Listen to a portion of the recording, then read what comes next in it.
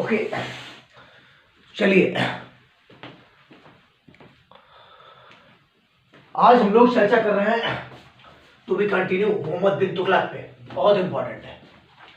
Last class में हम लोगों ने देखा था कि किस तरह से गयासुद्दीन तुगलक ने तुगलक साम्राज्य की स्थापना की। उसके बाद आज हम मोहम्मद बिन तुगलक पे चर्चा करेंगे 1325 से 1351 तक।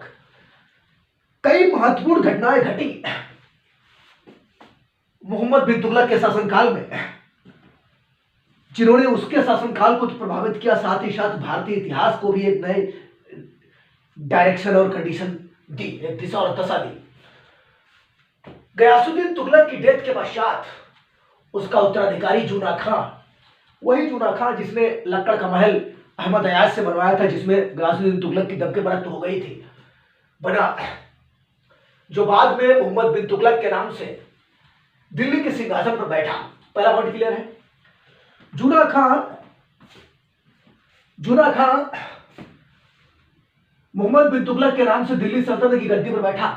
मोहम्मद बिन तुगलक का मूल नाम उलुग खां था। It means it's name was three, मतलब इट्स नेम वर थ्री। इसके तीन नाम थे, मोहम्मद बिन तुगलक, जूना खां और उलुग खां।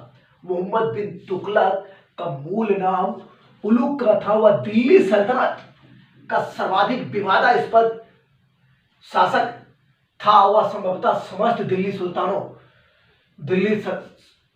सल्तनत के सुल्तानों में सर्वाधिक योग्य व शिक्षित शासक व विद्वान था। देखिए 1206 ईस्वी से लेकर 1526 ईस्वी तक आप जितने भी दिल्ली के सुल्तानों को पढ़ेंगे, उनमें सर्वाधिक योग्य व सफल विद्वान, सफल तो आप नहीं कह सकते हो, बट विद्वान और सर्वाधिक योग्य शिक्षक मोहम्मद बिन तुगलक ही था। मोहम्मद बिन तुगलक को भारतीय इतिहास में पागल, सनकी और रक्त पिपासु आदि नामों से जाना जाता है। क्यों? क्योंकि तुमने देखा होगा जब इंसान ज्यादा पढ़ा लिखा होता है, ज्यादा ही पढ़ लिख जाता है, कुछ ज्यादा ही दिमाग लगाता है, तो आम पब्लिक कभी उसको पागल और सनकी के नाम से पुकारने लगती है, क्योंकि आम लोगों की नजर में पलकी सनकी टाइप का हो जाता है। ऐसा कुछ एक फोबिया है, but not is a reality, but it is a phobia, एक भय है।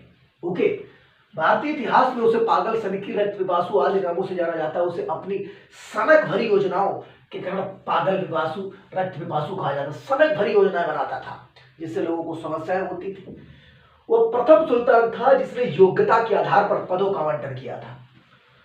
दिल्ली सल्तनत के समस्त सुल्तानों में मोहम्मद बिन तुगलक ऐसा पहला सुल्तान था जिसने कहा कि योग्यता के आधार पर पदों का आवंटन किया जाना चाहिए, और जो कि बेटर भी था। कृषि के विभाग के लिए उसने अमीर कोही नामक के नए विभाग की स्थापना की थी। जियाउद्दीन बर्नी, वही जियाउद्दीन बर्नी जो हमें अलाउद्दीन खिलजी के बारे में जानकारी देता है, जियाउद्दीन बर्नी द्वारा लिखित फतवाए जहांदारी, जियाउद्दीन बर्नी ने फतवाए जहांदारी लिखी थी, पुस्तक खूब पूछा जाता है, से हमें मोहम्मद बिन तुगलक के शासन की जानकारी मिलती है। इब्न बतूता द्वारा लिखित पुस्तक रिहला, बहुत इंपॉर्टेंट फैक्ट है भाई साहब। एक्चुअली आपको ये चीज ध्यान में रखनी चाहिए कि इब्न बतूता अफ्रीका से आया था। अफ्रीका में एक छोटा, तो वेस्टर्न अफ्रीका में अटलांटिक महासागर के कोस्ट पे अगर आप देखोगे तो आपको एक छोटा सा देश मिलेगा, मोरक्को। उस मोरक्को से चल के आया था कौन? इब्न बतूता, जिसने पुस्तक रिहला एक पुस्तक का नाम है जिसमें उसका वृत्तांत लिखा हुआ है। उसने अपनी भारत की यात्रा का विवरण लिखा है। इब्न बतूता एक लेखक का नाम है। इब्न बतूता किसके शासनकाल में दिल्ली आया था? मोहम्मद बिन तुगलक के शासनकाल में दिल्ली आया था। रिहला से मोहम्मद बिन तुगलक के शासनकाल की जानकारी मिलती है। जब ये दिल्ली आया तो मोहम्मद बिन तुगलक ने इसे वहां दिल्ली का काजी जज बनाया था, और 1342 में इसे अपना राजदूत बनाकर चाइना भेजा था। बहुत इंपॉर्टेंट फैक्ट है, ध्यान कर लेना। इब्न बतूता ने की पुस्तक का क्या नाम? रिहला से किस राजा के बारे में जानकारी मिलती है? मोहम्मद बिन तुगलक के बारे में जानकारी मिलती है। वो किसका राजदूत बनकर चाइना गया था? मोहम्मद बिन तुगलक का 1342 में राजदूत बनकर चाइना गया था, ठीक है ना। उसे दिल्ली का काजी किसने बनाया था? मोहम्मद बिन तुगलक ने बनाया था। ये सारे फैक्ट यहां से क्लियर हो गए। एडवर्ड थॉमस के अनुसार वह मुद्रा व्यवस्था का राजा था। एडवर्ड थॉमस एक ब्रिटिश हिस्टोरियन है। वो लिखते हैं दिल्ली सल्तनत पर उन्होंने एक पुस्तक लिखी है, उसी में जिक्र करते हैं कि जो मनीयर्स ऑफ सिस्टम ऑफ मनीयर्स इंग्लिश में कहते हैं, ट्रांसलेशन मैंने इसको किया था, सिस्टम ऑफ मनीयर्स यानी मुद्रा व्यवस्था का राजा कहा जाता है according to Edward Thomas. According to Edward Thomas. Okay,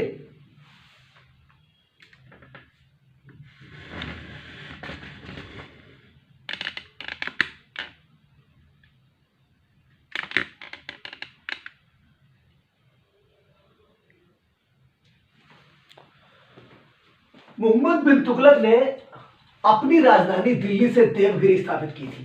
समझ गए भाई साहब? मोहम्मद बिन तुगलक ने, बहुत पूछा जाता है निम्नलिखित में से किस सुल्तान ने अपनी राजधानी दिल्ली से देवगिरी स्थापित की थी?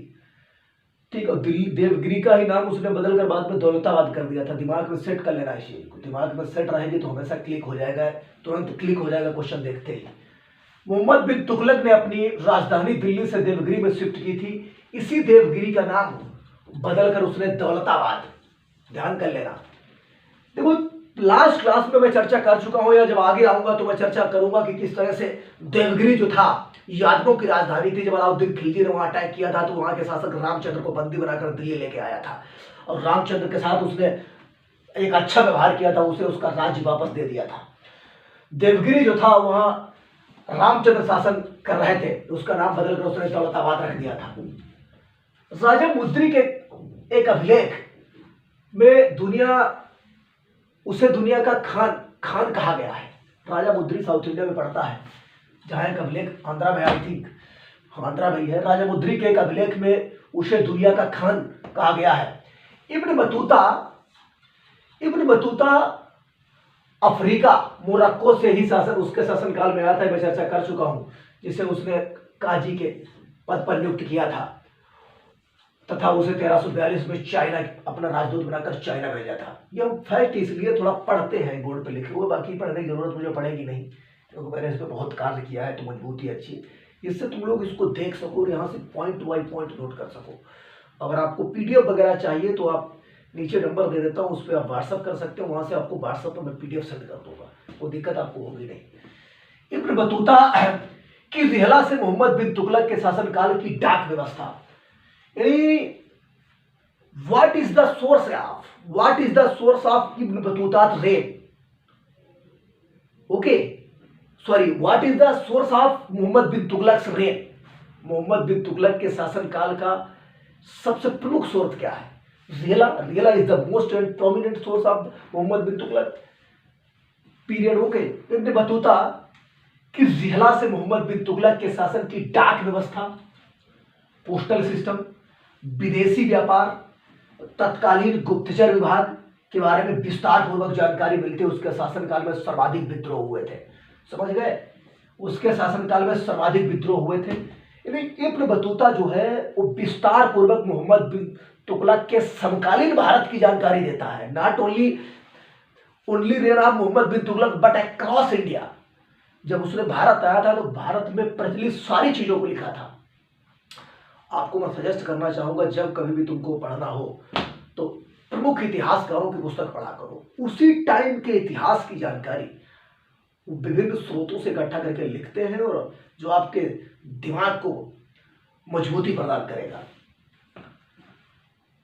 उसके शासनकाल में सर्वाधिक विद्रोह हुए थे, जिसमें दक्षिण भारत में लगभग 29 विद्रोह हुए थे। दक्षिण भारत में उसके शासनकाल में विजयनगर 1336 में, बहमनी 1347 में स्वराज की स्थापना दक्षिण भारत में हुई थी। जरा बहमनी और विजयनगर साम्राज्य की जब मैं चर्चा करता हूं तो ये वही बहमनी साम्राज्य है जिसकी स्थापना हरिहर और बुक्का नाम के दो सगे भाइयों ने, जो कि संगम के पुत्र 1336 ईस्वी में की थी।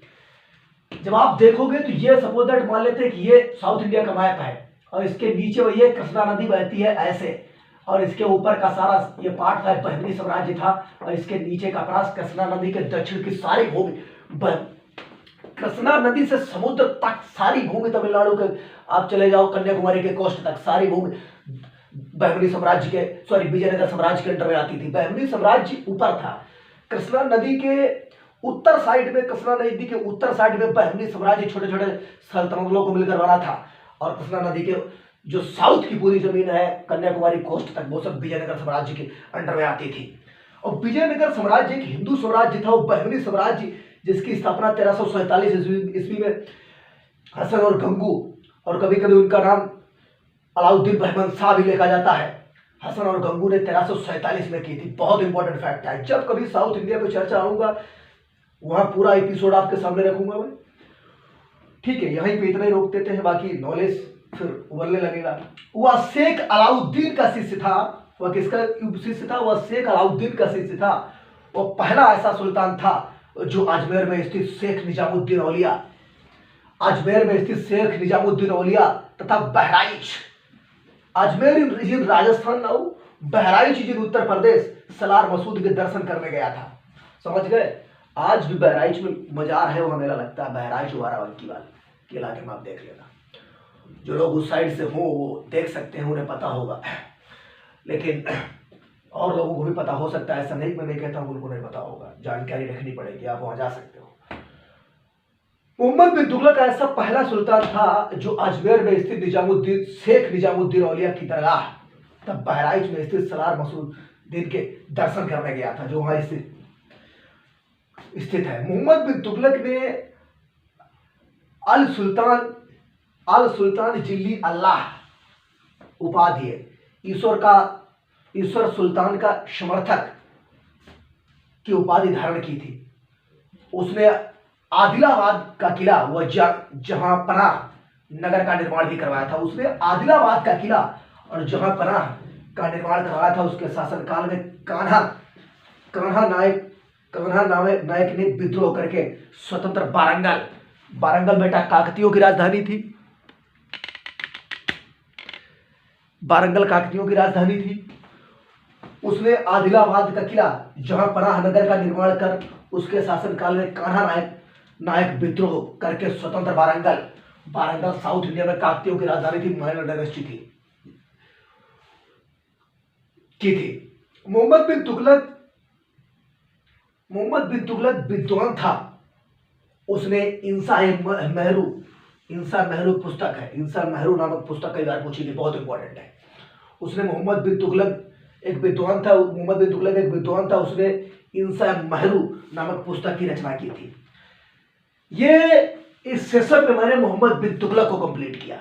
मोहम्मद बिन तुगलक बेसिकली 1325 से लेकर सेकंड तुगलक डायनेस्टी का सेकंड नंबर का रूलर रहा है, सुल्तान रहा है। 1325 से लेकर 1351 तक रहा शासन। एक बार फिर से देख लेते हैं, हल्का सा रिवीजन।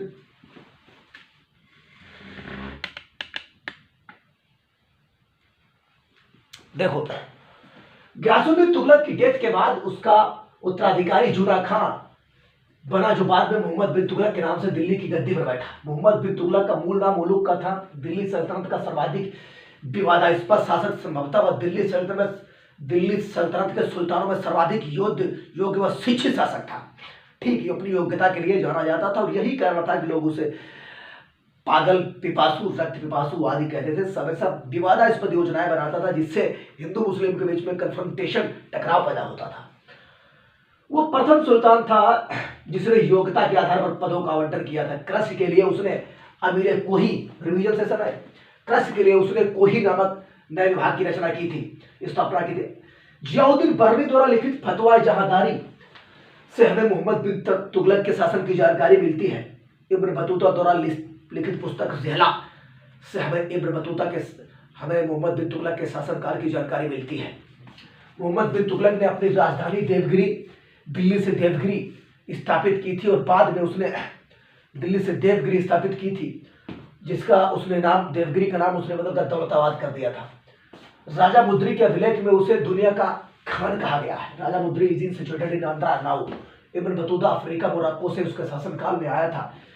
उसने उसे काजी के पद पर नियुक्त किया था, और 1342 में उसने अपना राजदूत बनाकर उसे चाइना भेजा था। इब्न बतूता की ज़ेहला से मोहम्मद बिन तुगलक के शासनकाल की डाक व्यवस्था, विदेशी व्यापार के गुप्तचर व्यवस्था की जानकारी मिलती है। उसके शासनकाल में सर्वाधिक विद्रोह हुए थे। बहमनी और विजयनगर साम्राज्य की स्थापना दक्षिण भारत में, जो कि आपस में एक दुश्मनी एक कायम किया रहे कई सदियों तक, बहमनी और विजयनगर साम्राज्य की स्थापना हुई थी। बहमनी साम्राज्य की स्थापना हदेर और बुक्का नाम के दो सगे भाइयों ने 1336 ईस्वी में की थी, और बहमनी साम्राज्य की स्थापना 1347 ईस्वी में 1347 ईस्वी में की गई थी। वह शेख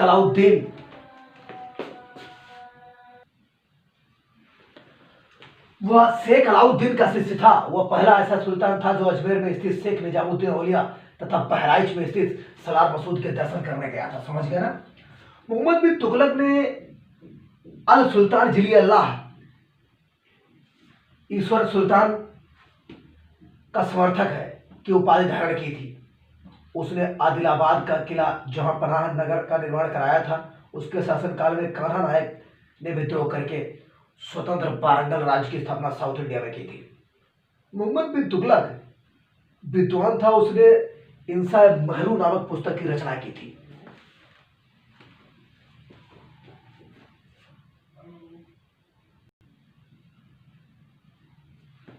ओके, उसी में मोहम्मद बिन तुगलक ने ही कुछ उसके पॉइंट जो थे वो एक बॉक्स में आपको बंद करके दे दिए जाए। So this is the most important for your understanding point of view.